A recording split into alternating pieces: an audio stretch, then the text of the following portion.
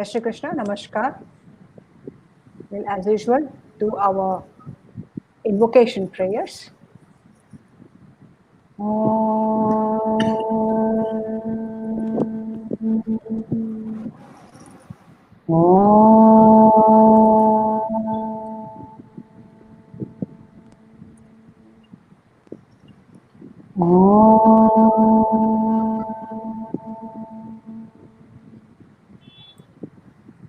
Om Sahana Vavatu Sahana Bhunaktu Sahaviryam Karavavahai Tejasvinavaditamastu Pavitvishavahai.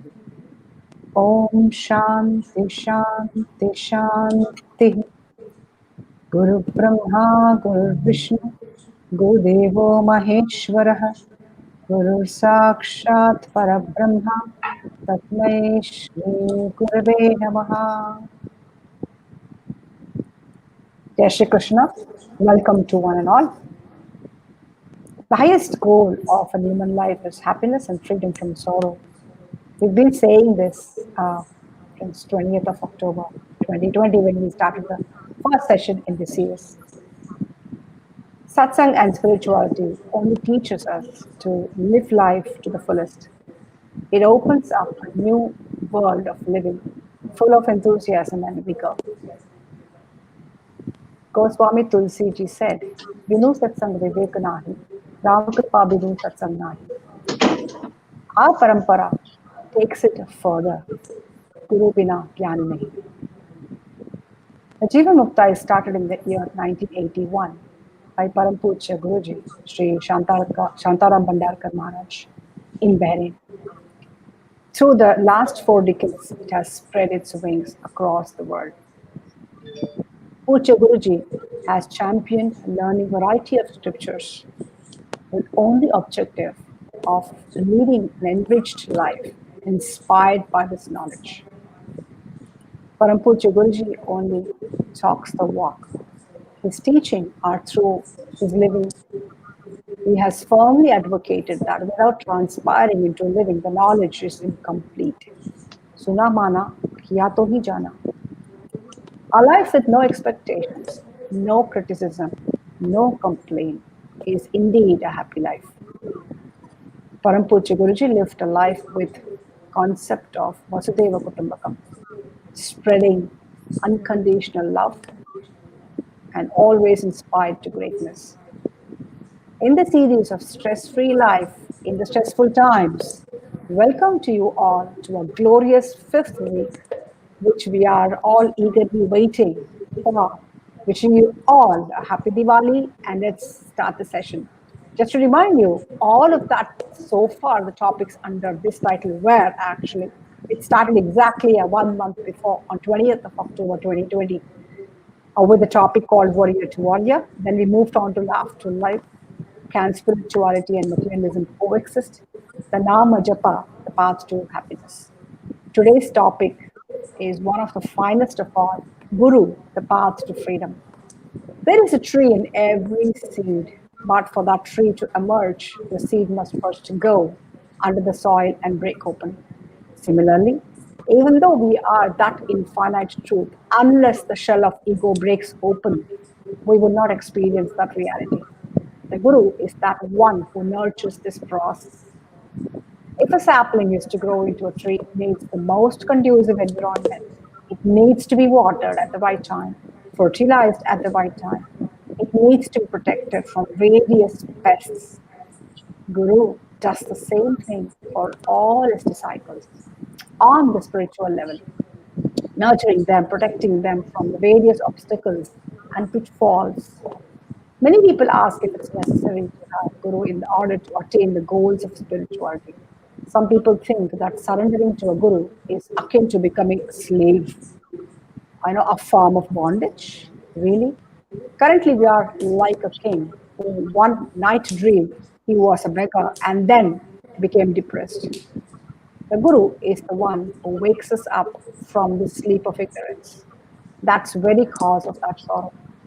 Without further delay, let's call upon our speakers for this evening.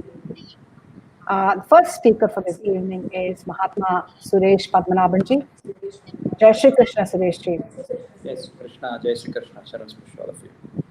Suresh Ji is a much beloved disciple of Param Puja Guruji. His humility and non-confrontation approaches made him in the image of his guru. A successful corporate professional, his spiritual depth and practice shines through in the way he calmly handles things in the world. He uses his sharp wits and sense of humor effectively to communicate spiritual concepts clearly, vividly, and simply. Our second speaker for today's evening is Mahatma Radha Shankar Ji. Jai Shri Krishna. Radha Shankar, Jai Shri welcome. Krishna, Devi Charan Sparsh. While Suresh Padmanabhanji is joining us all the way from Bahrain in the middle of the thick working day, Radha Shankar Ji is joining us from United Kingdom again, thick working, middle of the working schedule. We are grateful to having you.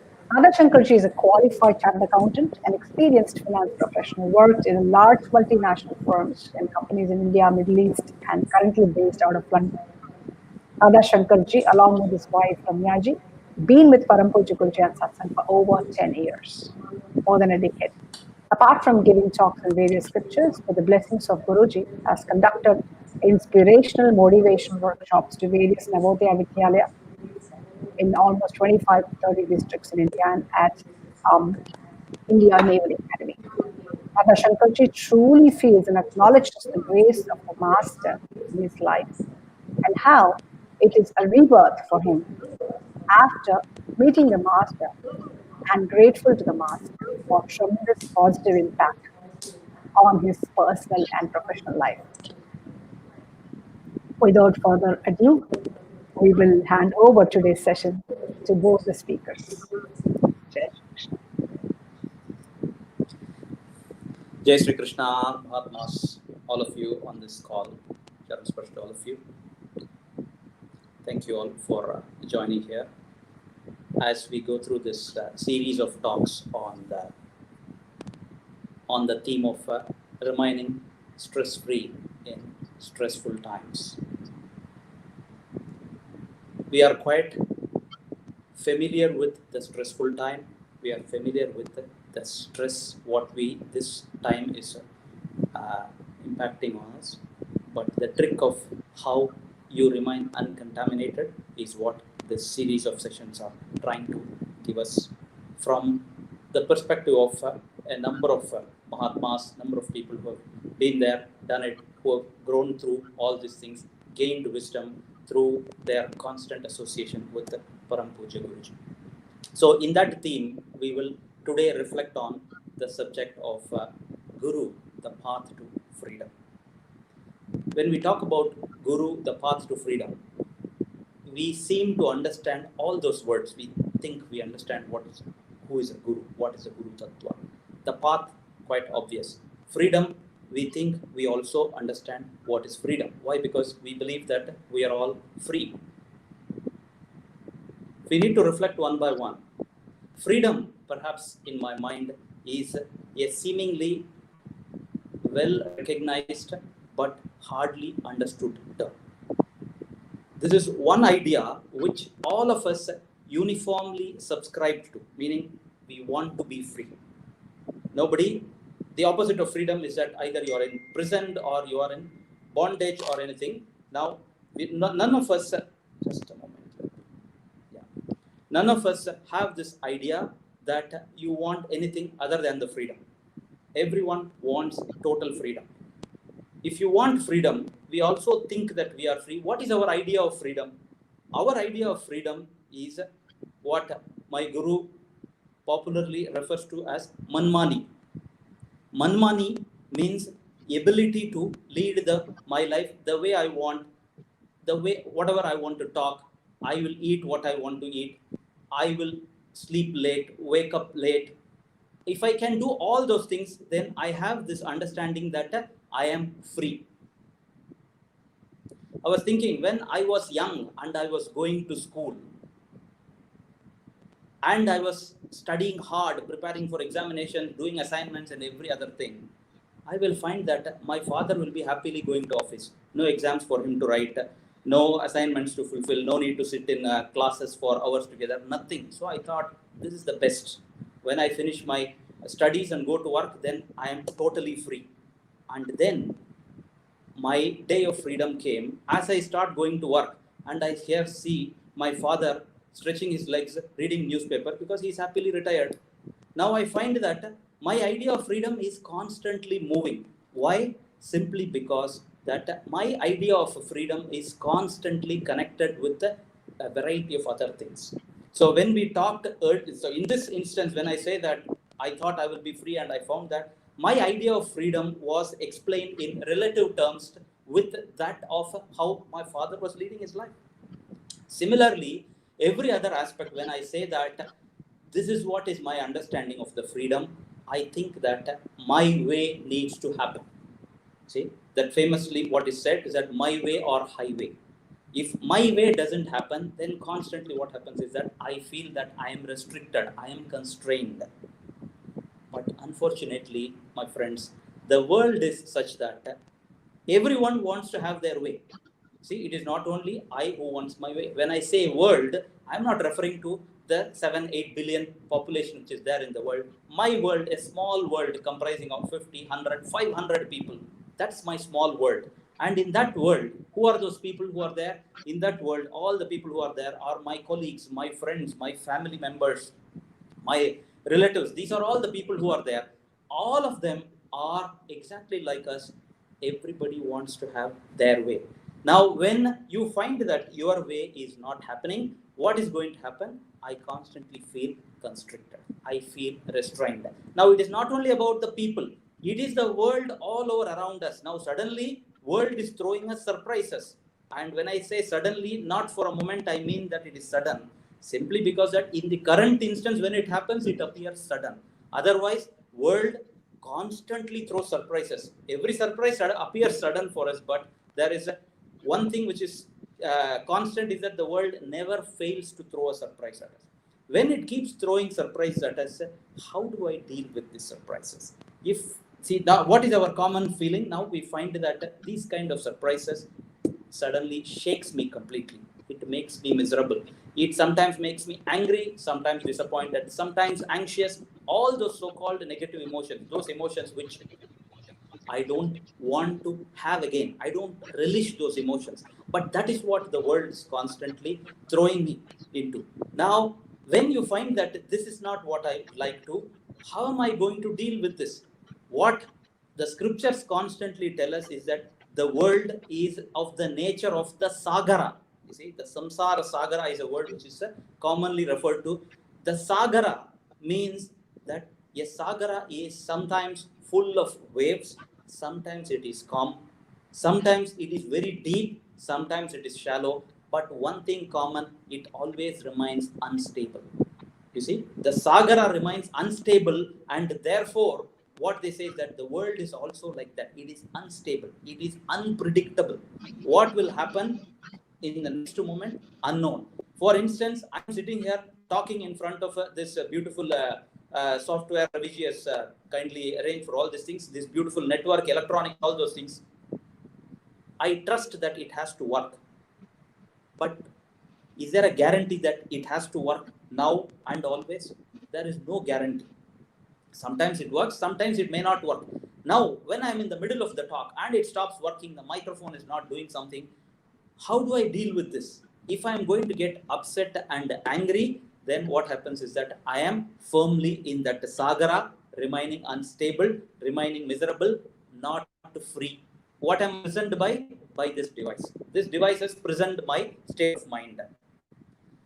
But imagine the other situation. When there is solar eclipse, the sun is completely hidden, pitch dark.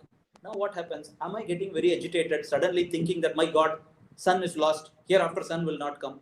No problem at all, isn't it? I know that sun is going to come back, because if sun is shining, I also understand that eclipse is a most natural phenomenon of the solar system. So when I have this understanding, what happens is that I am at ease. Whether the sun is shining with full glory, there is eclipse, and it comes back again. I am at total ease. Like that, when I have that firm understanding, what will happen for me is that when this device stops working, I understand that this is the most natural thing that can happen. No agitation for me, because I know that it will come back again. As much as it is working perfectly, it can also not work, and it will work back again. So like that, the unstable world will be like that. But in the middle of that unstable world, how I can remain completely uncontaminated by the tantrums what the world throws at me. If I master that skill, then what I'm referring here is that that is the freedom what I'm talking about. Then I am able to live in this world in the middle of all the hustle and bustle, in the middle of all the surprises what it will constantly throw at me, in the middle of all the challenges what it is throwing at me. I am remaining completely free, completely undisturbed by any of those things. And what our scriptures tell us, what our wisdom tells us, is that it is something completely possible for us to lead a life like that. It is not something, when I talk about this, where it appears that it is something utopian. You see, how is it possible that I can be like that? What the scriptures tell us is that it is a skill what you master. When you have that skill, then what happens is that you are completely at ease with this. It is like, the person who is going in a sail in the ocean, so much of turbulence. When I see that video which is going up and down, I think that this is not real. It is made out of some Photoshop or something, video editing. But then you find that the person who has mastered the skill can do that at total ease. So how do you do that with the total ease? There is something which he has gone through to get that skill. And who is imparting that skill? Here comes this most important idea called the Guru. So we will now reflect upon how that Guru becomes the key fulcrum, fundamental concept behind this progress or this journey towards becoming free. Radha Shankar Ji, would you like to tell us something about that? Yeah, sure. Thank you so much, Mahatma Suresh ji. Beautiful thoughts. You mentioned about the ideal scenario of textbook scenario of how a life has to be, and what is true freedom. But in contrast, to reality, in terms of how my life today is, right? In terms of my today's life, it is filled with expectations, right? Filled with wants, filled with worries, filled with anxieties, filled with desires. And you know what? The whole world is holding a remote control of my happiness. Keep changing the channels, like, everybody is having a remote control of my happiness. I have no control. See, tomorrow there is a lockdown. Today there is a pandemic, and something happening in the whole world. The weather change, traffic jam, everything binding me. Everything, I'm in great bondage is what, the reality of the circumstances is. Considering that, who can really show the path towards that ideal situation of freedom? Because freedom is my birthright. So who can show me the path? The path can be shown only by perfect master, only by the Guru, right? And see the story, the king, a king. So he was recently elected to this kingdom, and then he was performing his duties, having great time for a year or so, and then he suddenly started getting tired and bored. One problem after another keep coming, right? So problem after problem coming for him, and he is finding difficult to manage. He's completely tired, right? Suddenly there is a problem from the border, suddenly there is a taxation problem, people are striking, suddenly there is a pandemic, you name it, and there is Twitter and WhatsApp and Facebook, people left, right, center sending comments. This person said, my God, Bapre, I want to become a common man, common man thinking, wow, what a king life. And the king now that, I want to become a common man. I don't want this job, I'm tired. So he said, okay, let me go and find a solution to this Guru. So he goes to the Guru, and then he says, Guru, this is my problem. I solve one problem today, 9 problem comes tomorrow. This is like endless. It is going in geometric progression. Help me. Then Guru said, so simple, give up, completely give up. He says, no, I can't do that, then the whole country will be in deep trouble. So I can't, give up. Then Guru said, okay, fine. Give to your child, your son, give it to him, let him rule. No, Guru, he is baby. He is just drinking milk now. He's baby boy now. I can't, he is now fine, but he says he can't do it.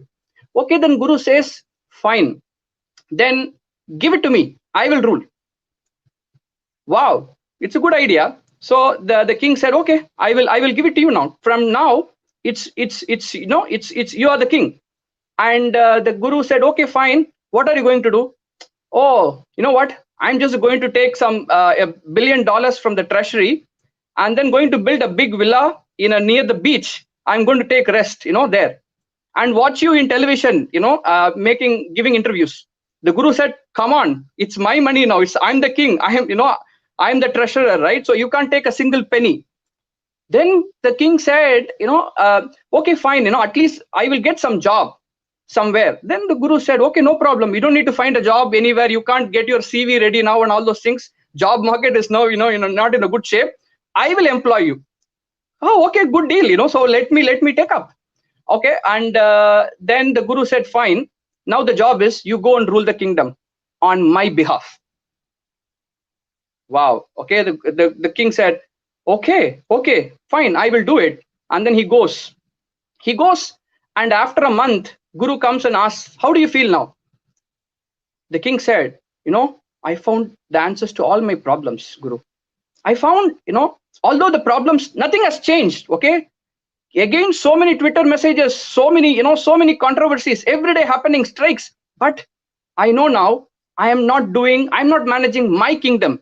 It's your kingdom, right? So that change in attitude now completely overpowered me, and I'm having great time. It's fun now. It's like a game. I'm having great fun. This is what the story clearly emphasizes. The problem for the king is not ruling the kingdom. The problem is ruling my kingdom. See, when we attach this I and mine, everything changes. 180 degree, change. As far as something for you, oh, okay, no problem. It is for me, oh my God, big problem. Everything, right? So the I and mine is a most important, is a culprit. Is giving me this, sense of bondage. And who can really get rid of this I and mine? Who can show the path to get rid of this I and mine?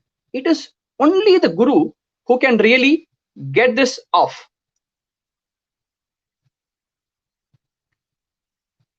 Yeah, wonderful, Radhaji. I think that's an excellent proposition what you made. In fact, one thing, if at all, I can add there is this. Across multiple faiths in the world, multiple religious faiths in the world, if there is one thing that is common, uniform, no change at all, is this idea of a guru. The guru tattva is common across everywhere. Without the guru hand-holding, guru leading the light, human evolution, progress, mukti becomes completely a dream, remains a dream, like that. So therefore, the guru becomes so vital in our own evolution. Vijay, you seem to have some additional thoughts on this. Yes, you actually got me right and caught me right too, Suresh. See, I mean, it's just this wisdom and knowledge, that's all. So the question really pops up, why do I really need a guru? I keep hearing in great significance all about the Guru Sishya Parampara. In olden days, the knowledge used to be very preciously preserved for the deserving disciple. The disciple goes to the Gurukulam, serves the Guru with faith, learns from the Guru, staying with him, serving for decades. What relevance does that have today? With Google Baba all around, while staying in the comfort zone of my home now, I type anything I want, and lo behold, I just get 100 hits thrown on my screen in seconds. The power of technology is so much. पूरा ज्ञान भरा है internet में, पूरा ज्ञान भरा है Google में, पूरा ज्ञान भरा है. Information is floating everywhere. And क्या कहें, WhatsApp ज्ञान तो ज्ञान है, सबसे बड़ा ज्ञान through WhatsApp on the digital media. Why do I really need a guru? Why should I go in search of a guru? Should it all really matter? That was my question. Wonderful, amazing. I think almost that is a common thinking what you will find that modern rational mindset thinkers will have this as a most natural question, no doubt about that. In fact, before I ask Radha ji to add on this, I wanted to make a couple of points on this. I have been doing a lot of research on how to do swimming, and I have read enormous amount of literature how to do the swimming, different strokes. I have seen pictures, videos, all those things. But trust me when I say this, I can't enter a pool. I can't enter water at all. I have learned completely. I can't do this. See? Now, in fact, if at all I can think of anything, more than any other age, the importance of a guru is much, much greater today. In earlier times, when there was dearth for availability of information, knowledge, scriptural knowledge, people need to go seek for that knowledge. You very well recognize that there was a knowledge store that was there, and you need to do some effort to get it. So that is where this Guru Sishya Parampara came. But now, see what happens is this. It seems that you have got all the knowledge is right there. And you seem to have gotten all the knowledge. But does that knowledge enough for you to change your life? Is that knowledge adequate to give you that freedom what you are aspiring for? If it is not, what is it that is stopping you from that? The one example I will give it to you, Radha ji. Just a moment, I wanted to hear your thoughts on that. One thing which I crosses my mind is this. If you look at a Google map, you see, and simply an address. Somebody says, they gives you an address and says that here is the address. You can go there. Address is there. Very clear. I can give you my Bahrain home address and you are there a few miles away. You can come with that address. What the Google map tells you, that is also showing the address. But in addition, it is showing you one other thing. What it is showing you is that it is showing you where are you standing. This address doesn't show where you are standing.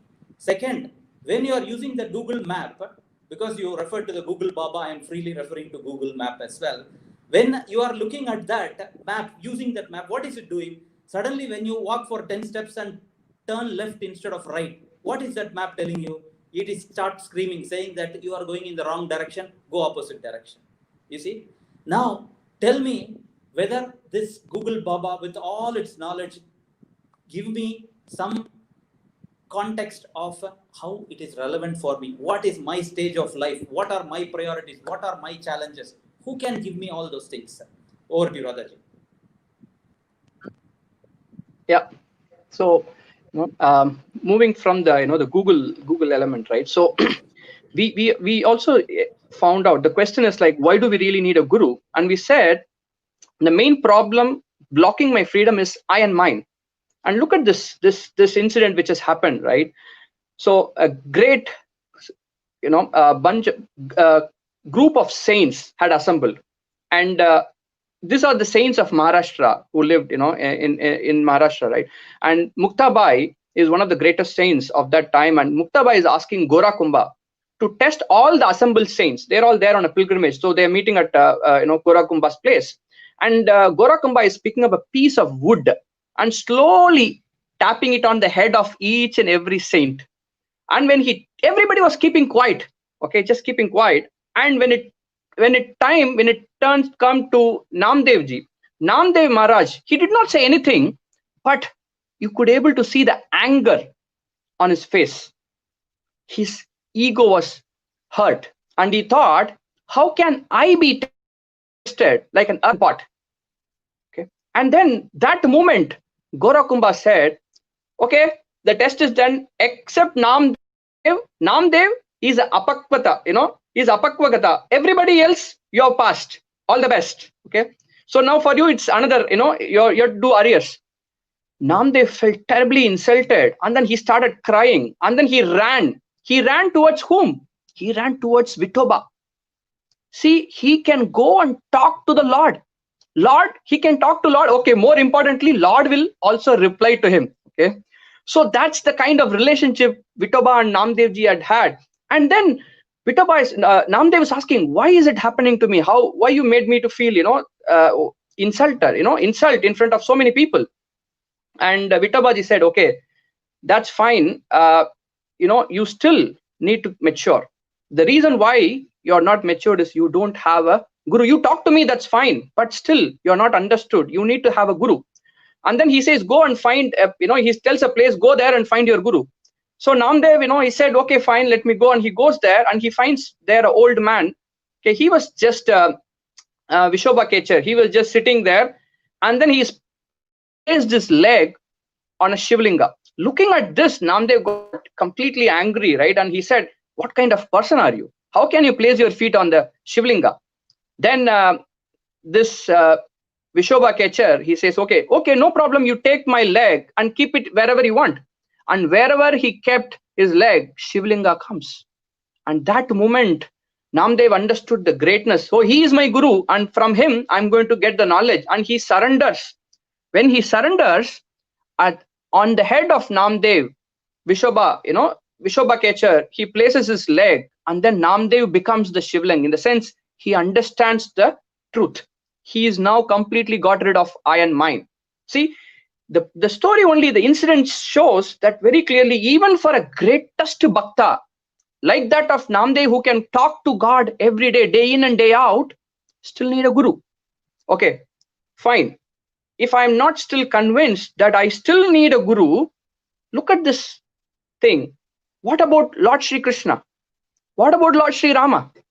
See, Lord Shri Krishna and Rama, when they came into the world, right, when they took an avatar, even, see, Krishna Avatara, he is the Purna Avatara, right? With Purna Avatara, he comes and he says all the 4 Vedas as his breath. Vedas as his breath. Is there any need for him to go and study? Whether he needs to go and get enrolled in Harvard and Cambridge and Oxford to get some PhD? None of those things, right?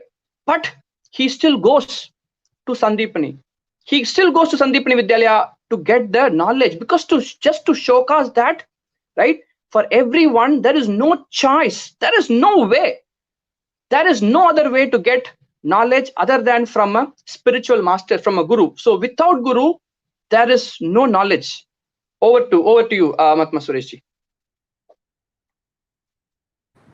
Yeah, wonderful. So what that tells us is that the avatars of Rama Avatara or Krishna Avatara are leading by example, giving one important message: the criticality of the guru.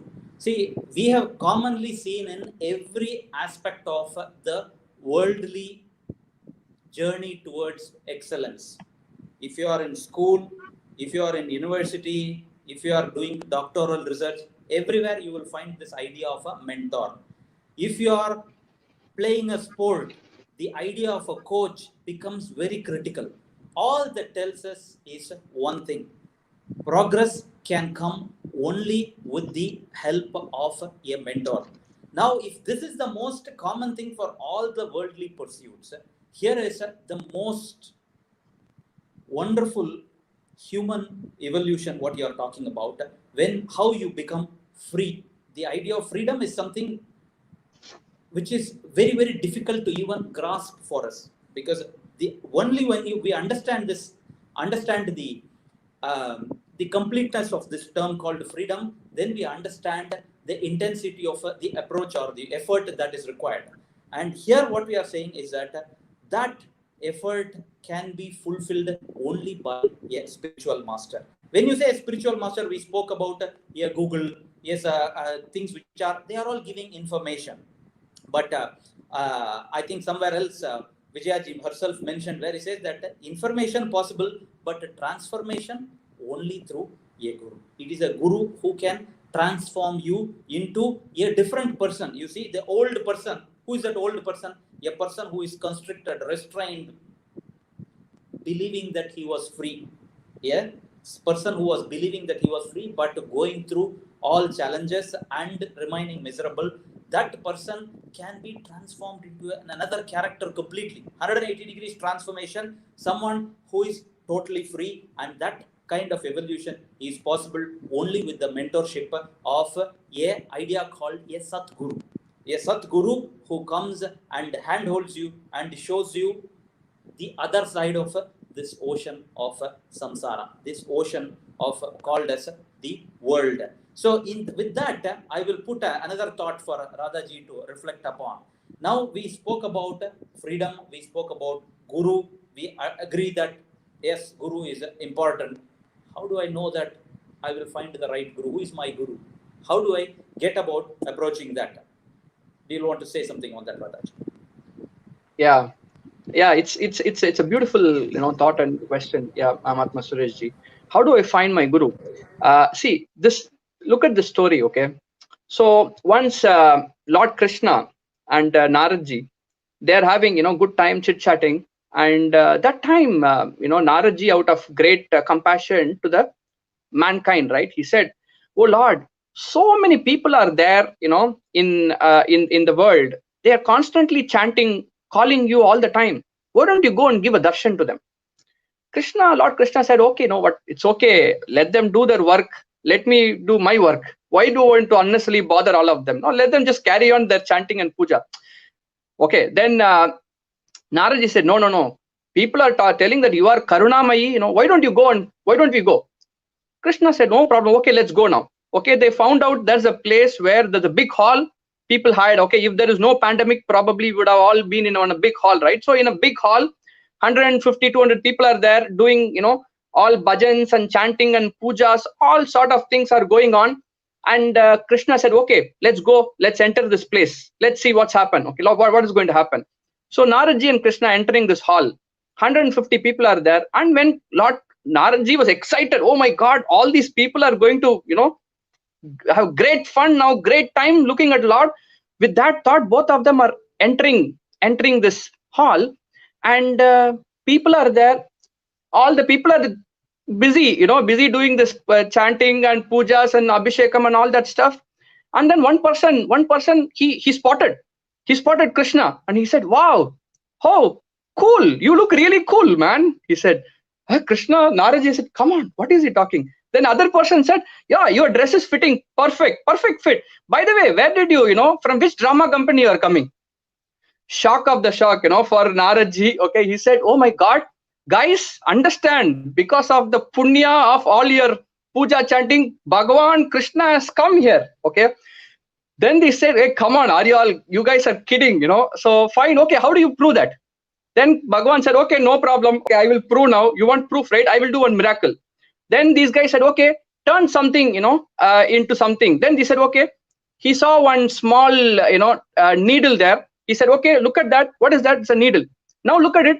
It became gold." My God, now stunned silence there. Now everybody understood that he is really Krishna. And within 5 seconds, everyone left the place, left the hall. Then Naradji is wondering what is happening. And probably he said, still he is having compassion to these people. Naradji said, "Okay, they might be bringing out 10,000 people now. Let's see what is going to happen." The moment after 10 minutes, so many people came with big rocks and stones. Why? Because they all want their rocks and stones to get converted into gold. See, the whole story, the thing is, even Lord comes in front of us, right? Even the Lord comes in front of us.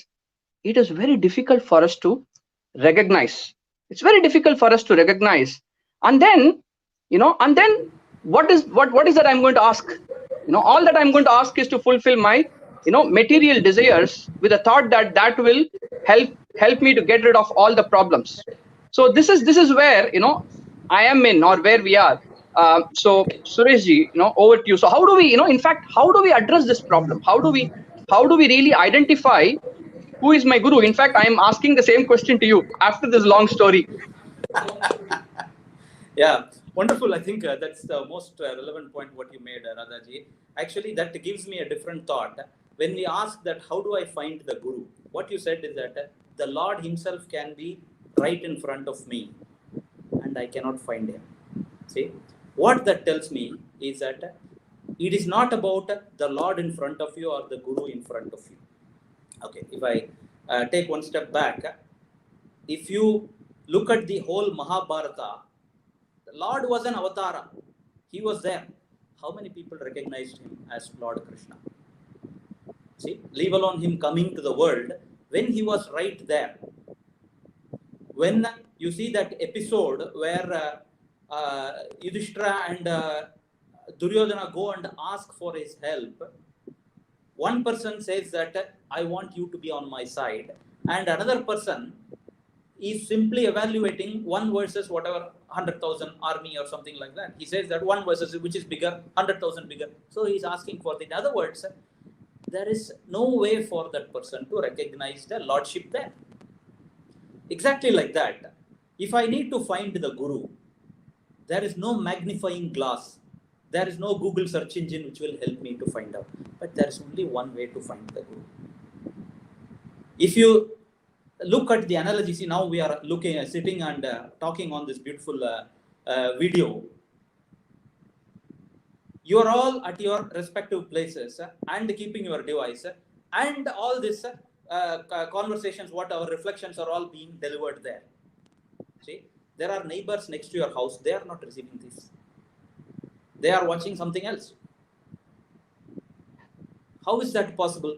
Is it simply that we are now, I am sitting here exclusively talking only for whoever is there on the call? Nothing like that. It is exactly like that. A guru's compassion, a guru's wanting to give knowledge, transform people is universal. So the right question to ask is not about how do I find the right guru. The question to ask is, do I deserve that guru? So all my efforts are towards only one direction. How do I make myself fit enough? And what is that fitness? That fitness is when the guru appears, I have the ability to find him. I have the ability to recognize him. How can I do that? It is only when I have this intense yearning, intense desire that I want freedom, intense desire that my guru will give me that.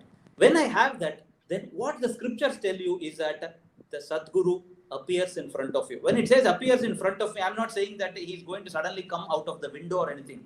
You see, that same guru who is sitting next to me, the same person who is sitting next to me, when I become deserving, suddenly what I see is that I find that that person is my guru. He becomes my guru. See, until that point in time, he was only next to me, sitting there, but now he has become the guru. So, in fact, one of the statements what we hear is that it is the disciple who makes the guru. The guru is not on his own. Guru is a person who is there. But a disciple, when he surrenders and accepts, then the guru, he becomes really a guru for that. In that sense, the only message I will leave will be that, do I keep this burning intensity for me that I want? Do I keep preparing myself ready to recognize my guru when I find one? So with that yearning, you will make no mistake, guaranteed that the guru will appear in front of us. But the next question is even more important for us. Next theme for us to reflect is that if the guru does appear, what are you going to do with him, with the guru? Now that I want the guru, I have been asking for him. Yes, he is there for you. You have got the guru. What do you want to do with this? Radhaji. Yeah. See, I think this is kind. It's a beautiful question. In a way, you are asking that I have a guru. I have a guru. Why I'm not free? If I'm not free, why I'm still feeling that anxiousness and that fever? Not outside, inside. Outside is now 3 degrees, 5 degrees now, but inside more than 100 degrees. Yeah. So why is it happening? I have a guru, but why I'm not still free? The key thing is again, as you really mentioned, Mahatma Suresh Ji, that do I clear the test of earning for freedom? Do I really have that earning for that freedom? Do I have that faith? And the faith, 100% faith.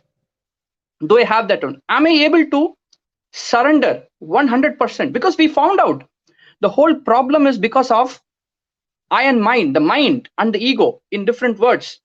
So am I able to give up my mind and ego? Is it possible? And how did see the great Purandara? See, in fact, all the saints at different point in time have said the same thing. See, in our Sanatana Dharma, for example, there are so many different gods.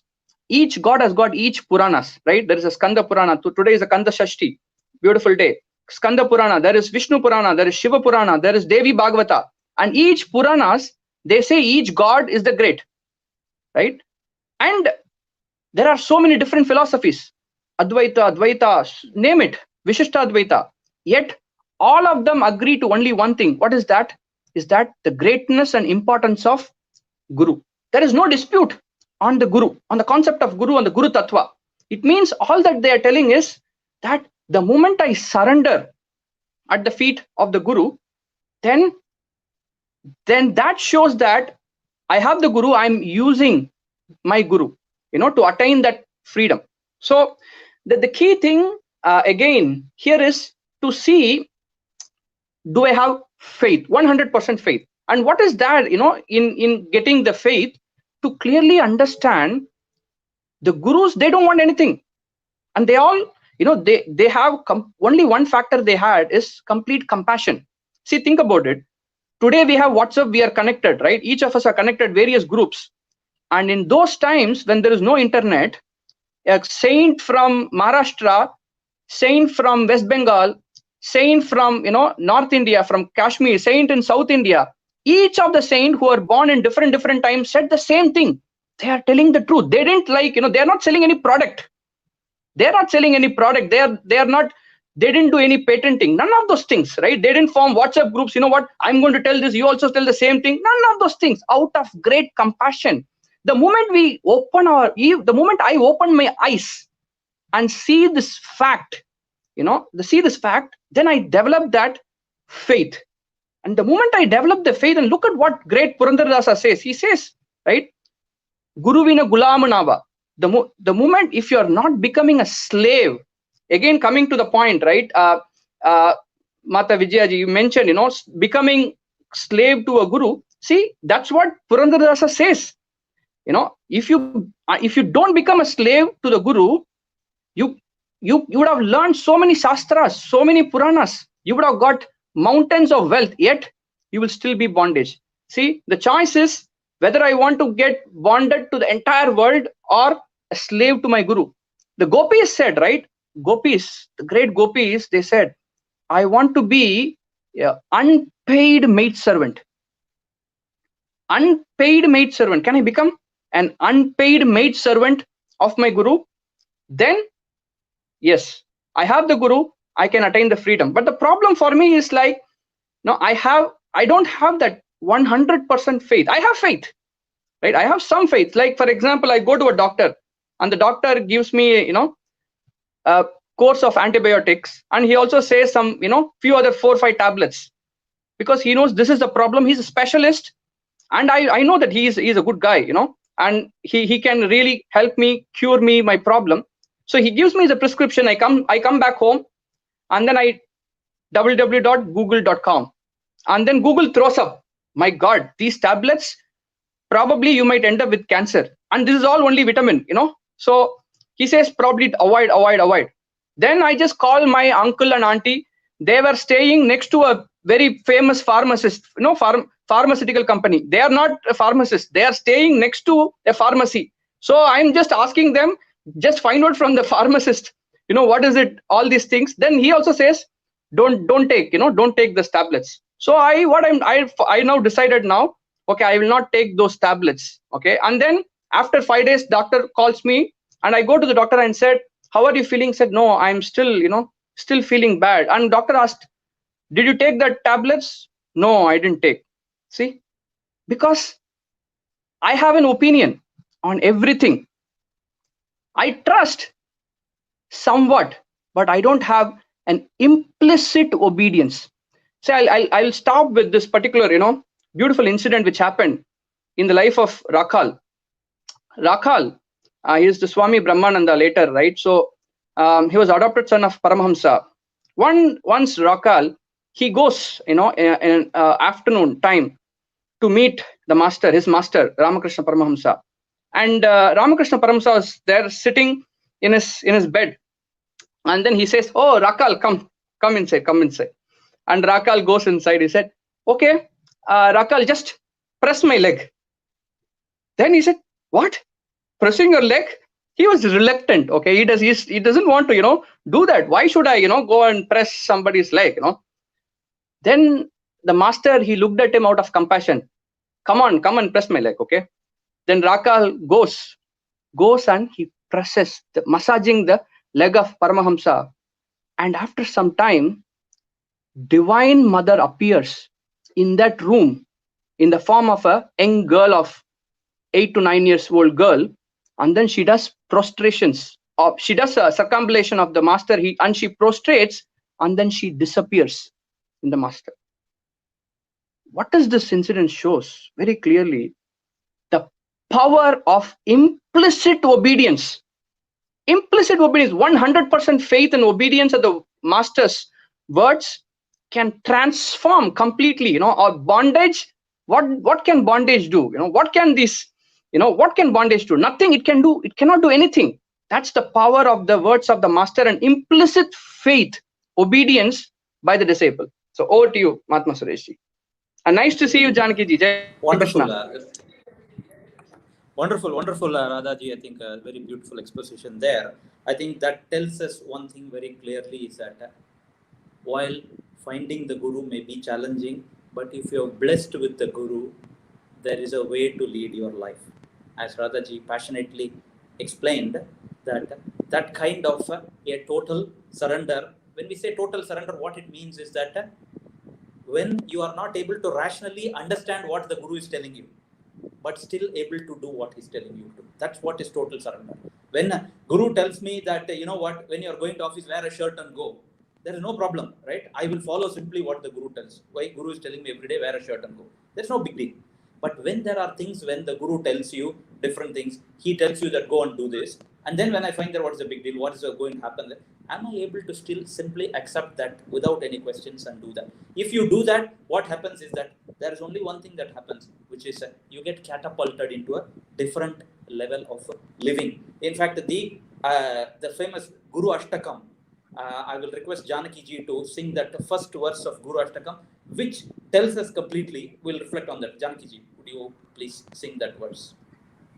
शरीरं स्वरूपं तथा वा कळत्रं यशश्चारुचित्रं धनं मेरुतुल्यं मनश्चेन लग्नं गुरोरङ्घ्रिपद्मे ततः किं ततः किं ततः किं ततः किम्. Jai Shri Krishna. Thank you. Such a beautiful rendition. And that one verse says it all. What it says is, whatever you can think of as greatest achievements in the world. He says Shariram Shurupam Tatava Kalatram. What it says is that you can have the best body, the most healthy, beautiful 6 packs, 9 packs, whatever, all those things. You can have all those things. You can have the most beautiful wife. You can be the most famous person in the world, well recognized, well respected, wealthiest person in the world. Your wealth, he says that like the Mount Meru, you can have all those wealth. But all those things, he says that his value is zilch if your mind is not on the feet of the Guru. That verse tells us all the importance of the Guru, and with that Guru, how you have to lead your life. So, importance of Guru is that Guru on one side, put all those things on another side, no match, he says. The second thing is that when there is no match, where is your head supposed to be in? Not on this, but on the side of the Guru, which clearly is expressed here that much more valuable than that of everything else what I can think of the world. Why? Everything else can give me many things, but they cannot transform me as a person. They can keep me happy for some time. They can also make me miserable. They can keep me in the world bonded. More I have those, more, when I say more I have, it's not about having them. More I connect with them in the wrong way, then what happens is that I remain a slave for everything rather than a free person. We'll take a pause here. Vijayaji. Wow, thank you very, very much, Suresh. Amazing, amazing session. I think as we ended up glorifying the Guru, Nothing can I really glorify the Guru just by thinking about him doing a bhajan. If, with all your permission, if I could request Mata Janki ji to lead us through a bhajan on Guru. Jai Shri Krishna.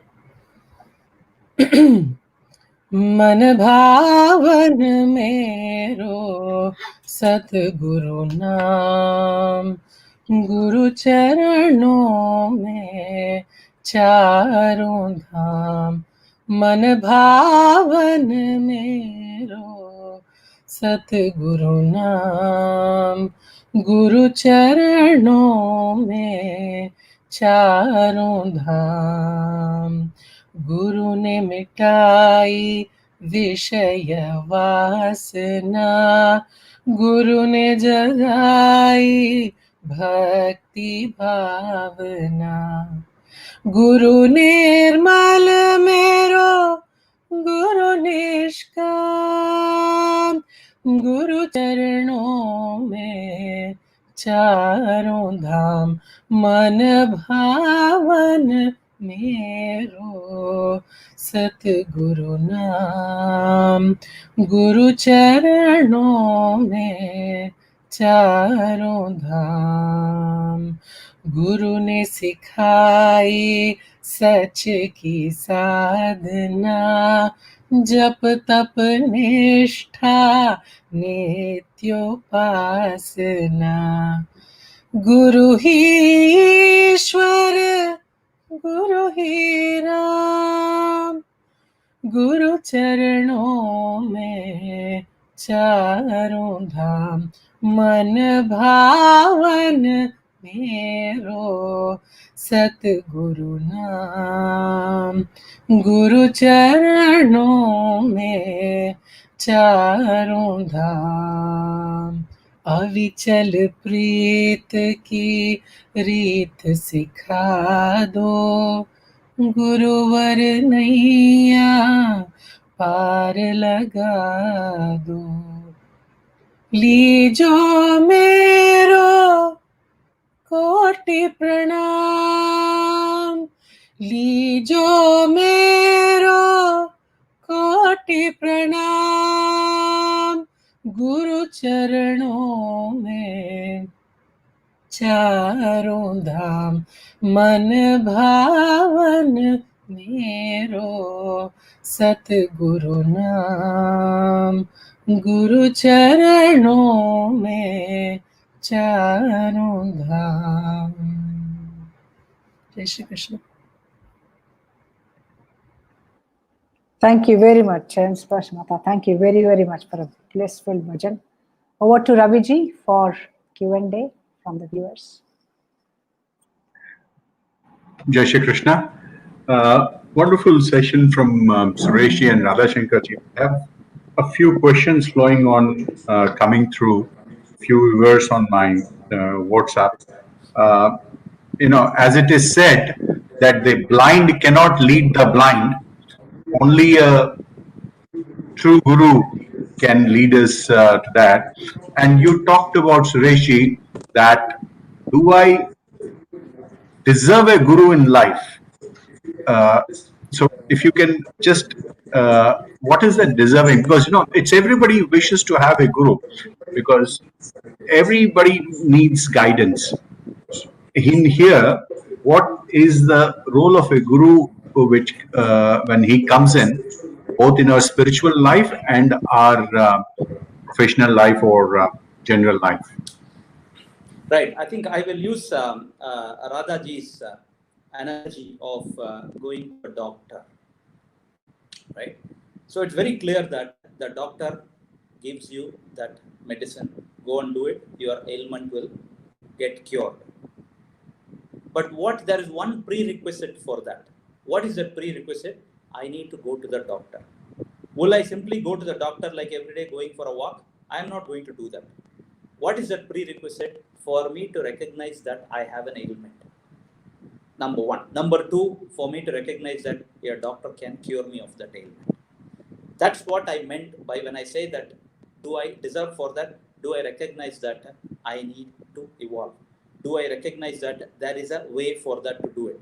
then do I feel, how intense do I feel for that combination of all these three, means that the Guru is surely brought in front of you.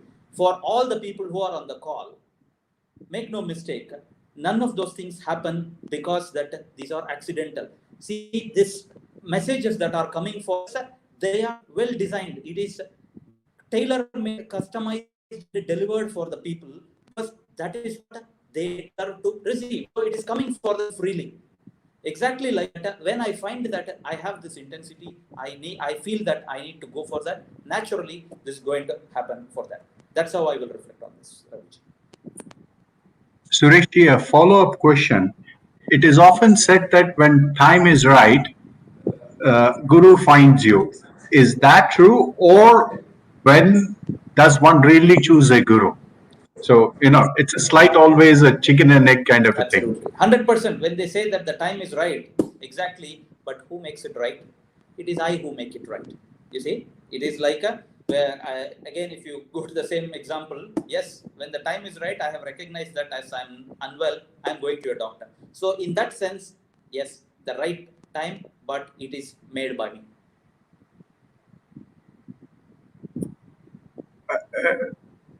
One question to Radha Shankar Ji. You talked about, in your session, you took the example of Namdev and Vithoba, a beautiful relation that he could talk to him, he could play with him, but in the end, he directed him to a guru. What is a typical relationship between a guru and a disciple is? You are on mute.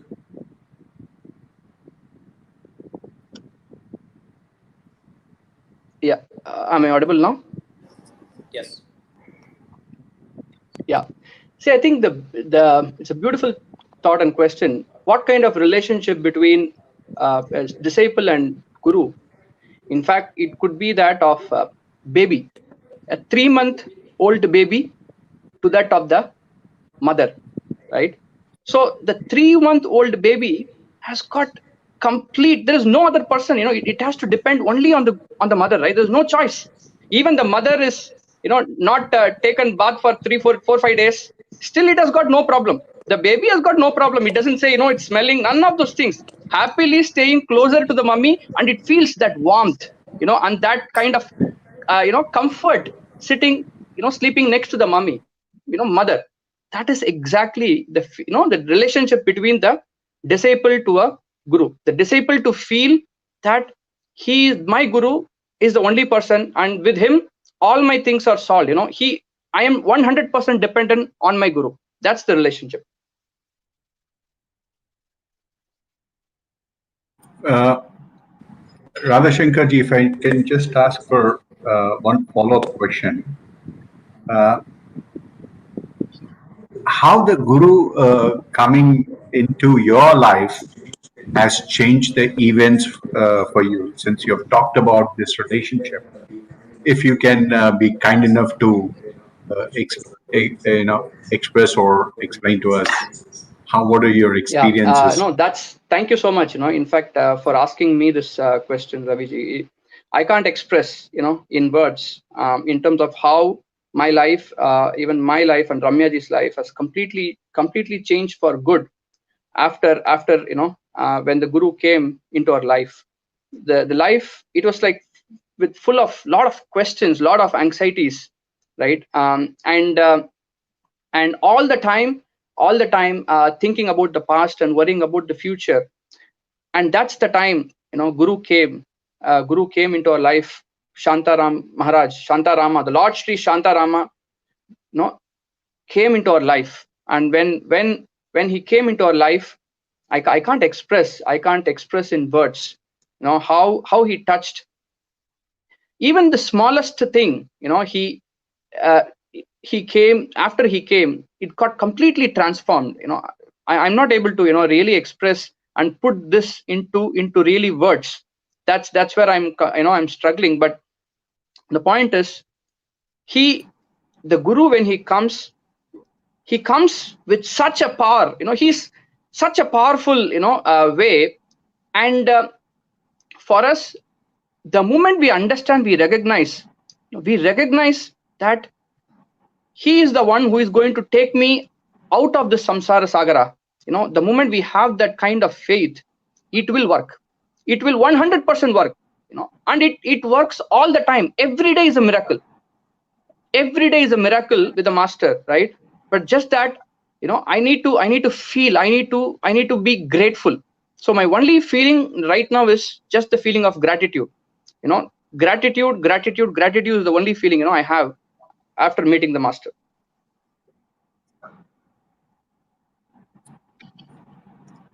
Thank you, Radha Shankar Ji. Suresh, there is one question coming from one of the Mahatmas. I think in the session it was talked that it is very difficult to identify the Lord or God or Guru in front of us. Then should Guru be doing some kind of a similar miracles like turning the needle into gold to establish faith, or should such instances takes place, then only the faith of a person grows? I guess there is no depth for people like that, people who can do all those things. It all depends on what you get attracted to. One. Second, it depends on what you are hungry for. If you are in a foreign land, let us say that you are in Japan or China, probably that's much more different to the type of food what you eat. When you are hungry, what is it that you are going to go searching for? There are a number of variety of joints will be there. They will be serving multiple varieties of food. But for you, will they quench your hunger and thirst? They will not. You are going to go searching for that place which will quench your hunger. So in that sense, we go back to the same point. Do I find out what is it that I am looking for? And when we started this idea of saying that, am I deserving enough? It all falls into that aspect. How much do I understand this? All this talks, what we hear, the scriptures, what we read, all those things are the pujas, what we perform, many different activities, what you do, they are all slowly but firmly pushing you towards a particular direction, a direction where you will come in contact with the Sadguru. And when you come in contact with that Sadguru, how do you recognize and how do you deal with him is all what we spoke about. So that question I will simply answer saying that you will get your stomach fill depending on what your liking is. Thank you. I think we are exceeding a bit of time, but having the Janki Ji's joining us today, I thought I should ask one question related to the bhajan which he done, Guru Charano Mein Charu Dham. Janki Ji, if you may kindly help us to explain what is the meaning of that. Does it mean surrender, or what is a real surrender is in essence of that bhajan which you ended with? Jai Shri Krishna, my pranams to all of you. Delighted to be here with all of you. Unexpected question, but okay. Beautiful. You choke up, as you can see when Suresh Ji and Radha Shankar Ji was both speaking. There's so much to speak about the Guru, and yet words fail you. There's never enough time to speak about the Guru. Manabhavan mero Sadguru Naam, Guru Charano mein Charon Dham. Just those lines are enough, because the buck stops there. Everything stops there. He's the only Ashraya. He's the Mata, Pita, Guru, Devam. He's everything basically. And everything is in that one entity that we place in front of us as our Guru. We bow down to him. We don't just bow down to the person, we bow down to the ideals, we bow down to everything that he stands for. We bow down to, the fact that he is, just like Suresh ji just talked about, we expect the Guru to be in a particular way, but when you walk in and you realize that our Guru is, for me, he's been like Durga Mata. He's broken barriers. He continues to break barriers. And there's no point going there and then not experiencing that relationship fully. There's no point not experiencing that whole experience completely. So enjoy it, and I think that is what Guru Charano Mein Charon Dham is about. Just being with him, allowing everything, allowing him to experience, allowing him to express himself through you to the world around you. I think that's the beauty of it. Jai Shri Krishna.